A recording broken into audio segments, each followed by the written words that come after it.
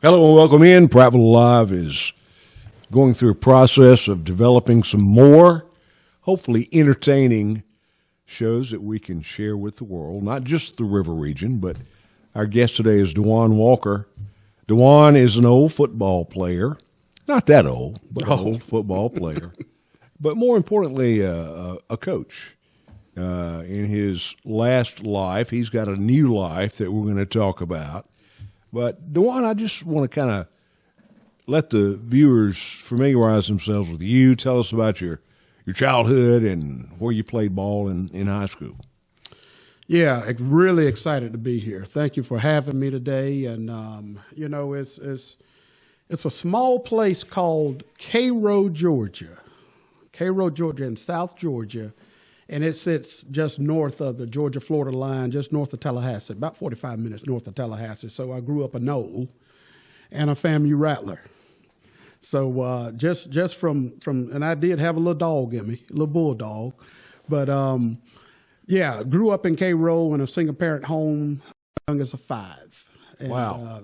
So I'm a big baby today, But just had a God-fearing mom that did a great job pointing to us. My oldest sister, she was 27 years old when she passed. Oh, my God. I was a freshman at Troy State University. And which is what it was when I went to school down there for a year or two.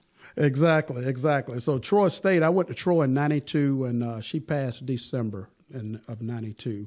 And but I do have all of my siblings all went military. I was the only one that went to college, the first on both sides, mother and father side.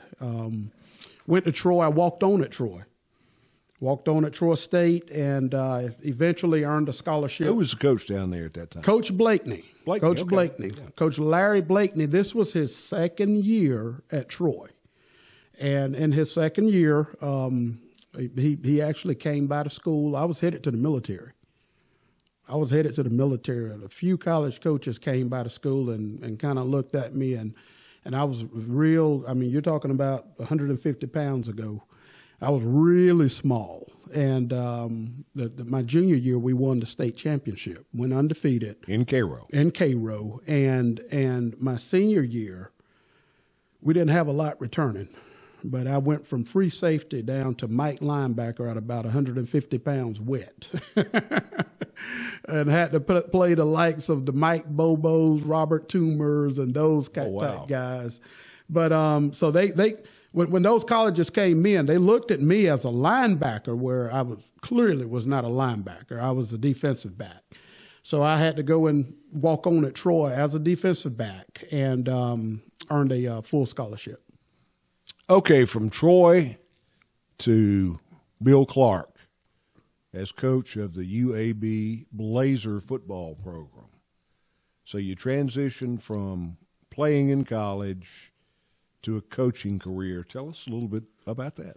Yeah, so, I graduated from Troy, and I was really, I worked out for a few NFL teams to try to make that dream of going to the next level and playing. And I was injured. It wasn't happening. Clearly, God said, you're going in a different direction. So I tried just tried to be employed. Let's see what I could do, give back to society. You wanted a job. I wanted a job. And it was time to make some money. So, and I did that. And I went back to Cairo and entered the education field, and it was then where I had a crossroads. About 4 different opportunities came in all at once, and the best one for me at that time was Coach Blakeney calling me and saying, "Listen, I want you to come and be a graduate assistant. Get your degree, work on your master's, but we want you to come back and be a grad." So I did that. I took Coach up on it, and man, what a blast! I was a graduate assistant to Tracy Rocker. And Coach Wayne Boat was the defense coordinator. That had to be some fun. Oh, it was a lot of fun. You didn't make Tracy Rocker mad at any point, did you? Oh, wait, I was the one that kept him calm down. It was you had Ron Middleton. We had a coaching staff that was second to none. We really had some really good. I learned a lot of football from those. Coach Blakeney and Coach Blakeney, oddly enough, coached against me when I was in high school. Is that a right? Small school over in West Alabama. But he had a pretty uncanny ability of attracting pretty darn good people around him. He was really good. Coaches, I mean, the things that he poured into us then, we all still take today. And I'm talking about a lot of us. A lot of the things he said, in and out of practice, on and off the field. I mean, my first lesson was my first team meeting at Troy. The team meeting started at a certain time. And, I was in there sitting down about mid-row, and all of a sudden you heard the door slam, boom. And after the door, the whole room was quiet. It's my first college meeting. And about that time, you heard some guys knock on the door. And Coach Blakeney said, "Don't open the door. They're late. They ain't coming in." They're not coming in. It was my first opportunity to learn a lesson about time, making sure you're where you're supposed to be, when you're supposed to be there. And if you showed up on time, you're late. So it was all about getting there early, making sure. And I mean, it was to the point where he was going to, some of these guys may be on scholarship, and you never. A lot of people sign a scholarship thinking that it's a done deal, but it is a year-to-year contract. That's the unknown about it. And I want to talk about scholarships, the transfer portal, NIL. We'll talk about all that. But Definitely. Back to you evolving from an assistant at Troy to Bill Clark's staff. Yeah, in so Birmingham. as during that tenure, me and Coach Clark was at Dothan. He was the defense coordinator down at Dothan High School, and he ended up, he would come up and sit into some of our defensive meetings and all that kind of good stuff. Well, we both were taking some graduate courses together, and it was one day when he pulled me to the side and said, "Listen, Prattville has offered me the job. If you come with me, I'm taking that job." And I'm like, "Coach, I don't know if you're going to take the job because I'm not coming." But long story short, he's such a recruiter. But the thing that really stood out for me, he said, look, he told me his vision. He said, "I want to take a few young men and I want to go lead some few godly men, and I want to go lead some young men." And I'm like, wow. I mean, I was really intrigued with that. That was, who I am, and that really, I'm always thinking about the ministry and making decisions in light of eternity. And when he told me that, I'm like, wow, now that is attractive. So long story short, we come to Prattville in '99, and I'm talking about late.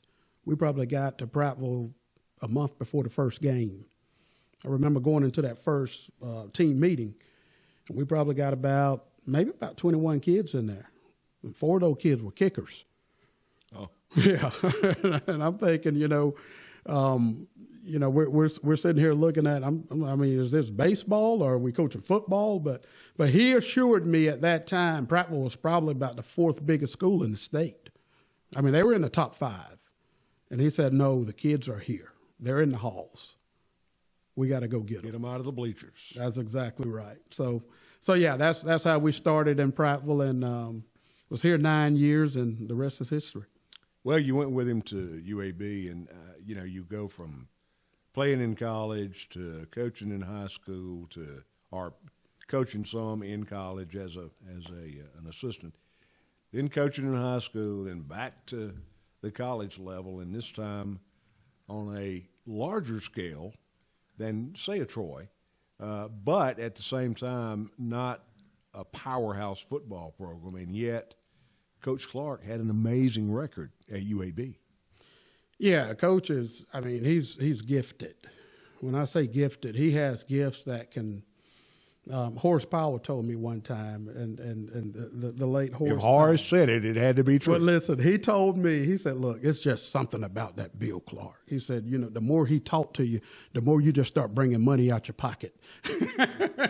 So he understood, and Coach just had a gift. Coach C, the late Coach C, he was one of the 4 coaches that Coach brought in. When I say 4 coaches, it was Coach C, myself, and Robert Leslie. was the 3 coaches he brought in on that initial staff. And but Coach C would always say that Bill got some of his mama in him. He know how to really deal with all people. And Coach did a really good job of meeting every level of person he met. All right, Duwan, we're in a crazy world, a crazy time. Everything's going nuts around the world. And it's kind of crazy in athletics with the transfer portal being as wide open as it is now. And obviously Coach Saban, who just retired, used that as a pretty good excuse to hang it up. But also the NIL money. And nobody seems to have an answer to how to fix that, how to control it, how to make it equal to all the players and schools around the country. What are your thoughts on that? You know, it's crazy, just like you said. It's crazy. And a year ago, I was over in Charlotte, and I ran into Will Muschamp, and Will was, I mean, he said, DeJuan, this is the craziest thing. I said, I mean, tell me, how were you guys handling NIL and all the things? He said, it has definitely changed football. And he used the term, the toothpaste is out of the tube. He said, it's late, and we can't fix that part. And then he gave me a story. He said, hey, I had a guy, and we're on the practice field. They were in the middle of spring. He said, I had one of my linebackers turn around and say, Coach, you know, what about my NIL? This guy y'all signing are going to make more than I am. He hadn't even made it to the football field. He said, we can hardly practice. So obviously we have a huge situation. And I think I think what has happened is, before any barriers were drawn, you know, they pretty much started the race. And now it's you know, there's no regulations around it to make sure anything in competition, you got to have boundaries. Well, I don't want to inject my personal philosophy on this, but, you know, for years I've been a big college fan. I would attend a big stadium with a lot of folks cheering War Eagle. And I would sit there and think, wow, there are 100,000 people, excuse me, who probably spent a couple of $1,000s to be here. And there are kids on that field on national TV that can't afford to buy a pair of tennis shoes. There's something wrong with this. Right. And before anything formalized, all of a sudden the NIL surfaced, and now it's out of control. So is there a chance it gets reeled back in the near future? Yeah, yeah. It could be corralled, you know, but it needs to happen quick. It's almost, you know, like a leak. If you let a leak go long enough, you're going to have a really bad problem. And right now, I think we're just seeing the beginning of it. So unless it's, you know, it needs to be corralled quickly, and that's through legislation. And because, you know, if you don't have legislation or any kind of regulations, anything will be chaotic, especially in competition. Well, and the NCAA has got to take a lead. You know, I mean, they're the elephant in the room in terms of college athletics. Okay, let's talk about the latest chapter in your life. Because of kids, because of your association with it at all levels, playing as a kid all the way through coaching in college, kids are the future. Exactly. And I firmly believe, again, I don't want to inject my personal philosophy, but we tend to blame the younger generation for things they're not really responsible for. And I know you agree with that, and that's why you became involved in the current chapter of your life, High Ed. Tell us what that is and how everything is working out. Exactly. I appreciate that. High Ed is hyper-individualized education design. And what it is designed to do is transition students into careers. You know, early on when we developed this software, it was surrounded by student athletes, and I say that because I had the opportunity to be a player in high school, had the opportunity to be a coach in high school, a player in college, and a coach in college, and in the process of recruiting and really looking at all the different areas for a student athlete from their career in high school to transition into college or to into whatever they go into, it's a lot of gaps. So for a simple-minded guy like me, best way I can understand this, it's software that's been developed to basically keep score for the kids, to track their education in I guess now in junior high school, down in the exactly in the 8th grade years. Is that right? Yeah, sixth grade. Sixth grade. Okay, Okay, sixth grade. So higher elementary school all the way through their high school days, and it's not. It originally, I think, in your mind was set up for athletes, right? But it's not just for athletes. Not just for athletes. That's right. It's for every student. And it has a little something for everybody, and we also have different access, from the student and parent access to teacher access to admin access, all the way to the central office, to where now we can target recruit, if you will, to those students that may need a little bit extra, and we color code that to make it simple for the end user. So now we know exactly where to give attention and to give some momentum and access to a single parent. Let's say, for instance, grandmothers. Grandmothers have really stood in the gap for a long time, and single parents of really, helping that student transition into whatever that dream may be. And it was really developed for that end user, so it can be user friendly, where grandma may not know exactly the ins and outs, but grandma knows her colors. If you're red, we know you need help.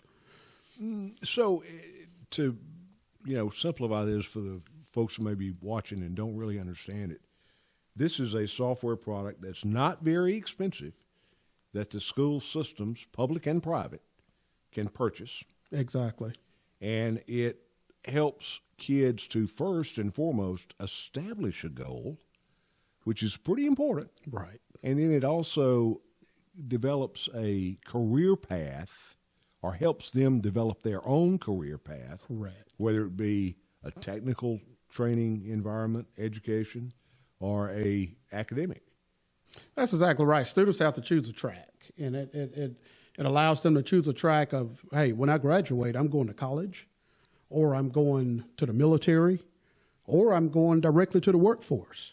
And what we do, we recruit the third party to make sure they have those opportunities. So those colleges, when they come to that school, they would know the students that have chosen that college before they even started recruiting them. Same thing for military. I may want to go to the Navy or the Army or the National Guard. They know exactly, even down to the 9th grader, that have chosen them before they even started the process. And it's affordable. I'm a taxpayer, so I'm worried about where my money is spent, as most Americans should be. A few bucks a kid is all it costs. It's not very expensive. That's exactly right. It's depending on the number of students, and it's on a scale. The more students, obviously, the less it is, and the more years of a contract, the less it is. But at the end of the day, it's more. And this is what we're seeing. We're having more meetings now with mayors and economic developers, workforce development people, to now, those companies. We have partners that's have like Buffalo Rocks and the Lear Corporations, Baptist Health. All those people partner to make sure we have a smooth transition for those students that's interested, and to sign a contract prior to graduation. So students become job seekers, whether they're on the road to the professional world of athletics, or whether they're on the road to a technical job at a car plant, auto plant. But then it also marries up the job providers, the employers who are looking for those job seekers. Exactly right. And that's the thing for let's say, for instance, if I'm a student, I want to go to college, It will also show you the admissions requirements for the different colleges and let you know where you are on that hierarchy as far as transitioning to those, and the minimum academic scholarships and what's available at those colleges. And this is 4-year and 2-year colleges. HiEd.com. How do folks look you up? HIEDGMS.com. HiEdGMS.com. Now, GMS is a guidance management system. We're the very first guidance management system for students to transition into careers. All right, we're going to wrap up. I've enjoyed it. This is great. We're going to do some more of these. We're going to try to twist your arm and get you involved in some of our coverage for high school in the fall. But as we close, I want to ask you one question, and you've got to be honest with me. Have you ever been in Bill Clark's doghouse? I stay in Bill Clark's doghouse. Let me tell you, hey, I'd have made a room in Bill Clark's doghouse. But let me tell you, coaches, we're like brothers. I mean, he can start a sentence and I'll finish it, or I can start to finish. Listen, Coach would be in the shower, coming out the shower. He'll call me, hey, listen, this is what I thought about. But it's coaches. I mean, you got to love the guy. I'm going to tell you, he's different in his own way. That the guy is greatness, and you don't see a lot of these guys. But he is. I was sorry to see him retire, but he had health issues. He had some pain in his back. Well, I'll say this. We those guys, the Bill Clarks, the Coach Sabins, those guys we need around the game. And they do so much, and we talked about this prior, but they do so much to help develop our leaders for tomorrow. And they pour so much into coaches, and that's why you see their trees branch so good. I mean, they have branches everywhere to where the guys that have been under them are proven guys that have just used that same process to develop their teams and their communities. Duwan, it's been a pleasure. We're going to reach out to Coach Bill Clark and see if we can't get you and him in here to do one of these little chit chats one day to tell some funny stories. We need to. We got a lot on each other. Thanks, Duwan Walker. Thank you, sir.